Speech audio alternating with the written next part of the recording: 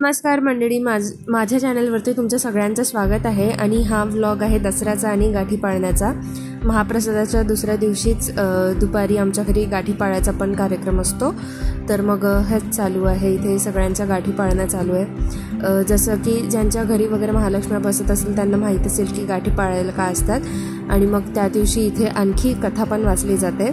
आणि मग इथे माझी वहिनी आणि काकू वगैरे सगळे असे त्यांच्या याच्यावर गाठी, त्याच्या ज्या गाठ्या त्यांनी पाळल्या होत्या त्या त्यांच्या डोक्यावर ते ठेवत आहे आणि त्यांची पूजा करत आहे.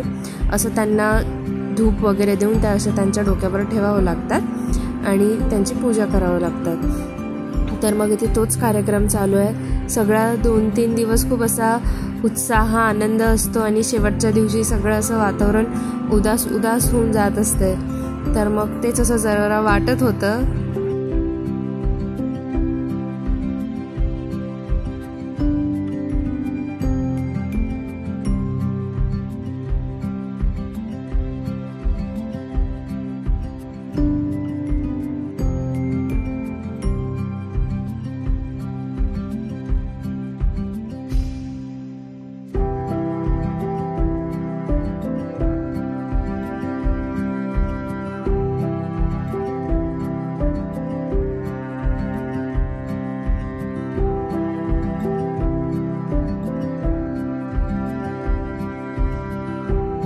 मग गाठी पाडून वगैरे झाल्यावर त्यांना नैवेद्य वगैरे लावलं. नैवेद्य वगैरे लावून मग छान सगळ्यांनी दुर्गादेवीकडची आरती केली आणि मग इकडे महालक्ष्म्यांची वगैरे पण आरती केली.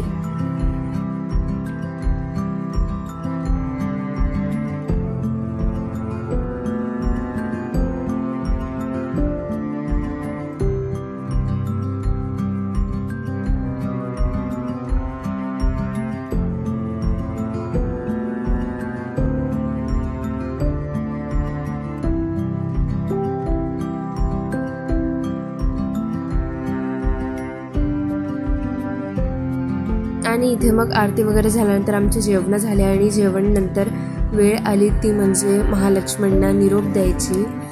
वाईट वाटत होतं जरा की 2.5 दिवसाच्या या पाहुण्या येतात आणि 9 दिवसाची ती एक दुर्गादेवी पाहुणी येते. 9 दिवसासाठी येतात आणि वर्षभराचा भरभरून आनंद, उत्साह, आशीर्वाद आम्हाला असा दरवर्षीच देऊन जातात. तर मग हीच देवचरणी प्रार्थना होती की सगळं काही नीट असू दे, सगळ्यांच्या तब्येती वगैरे नीट असू दे. हेच तर मग मम्मी इकडे लहान महालक्ष्मीचा मुखवटा हलवत होती आणि मग त्या साईडला मी होती आणि मग तिकडे मी मोठ्या महालक्ष्मीचा मुखवटा हलवलेला होता.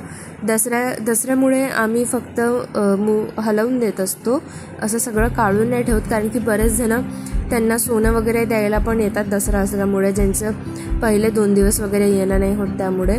म्हणून मग हे सगळं काही 9 वाजेपर्यंत वगैरे राहू देतो आणि मग 9 वाजतानंतर हे सगळं काही आम्ही काढून घेत असतो.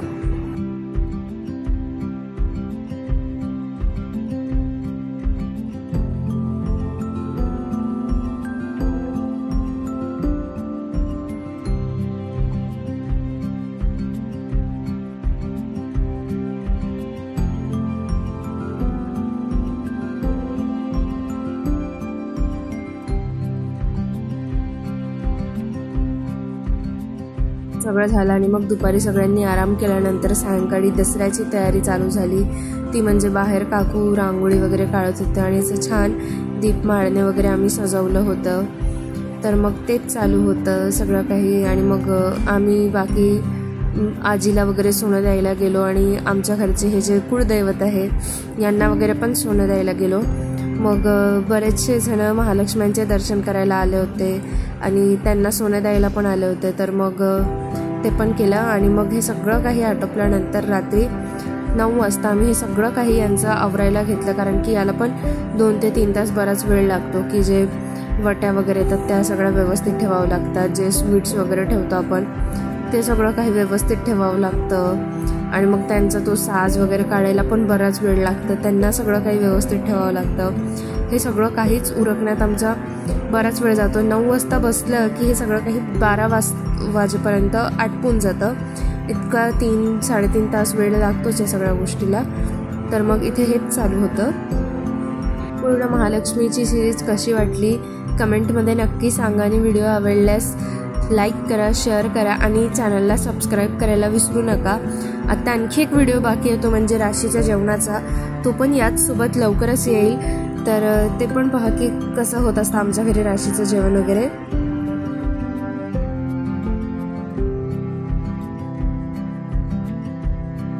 आणि पुढच्या व्हिडिओसाठी स्टे ट्यून्ड राहा.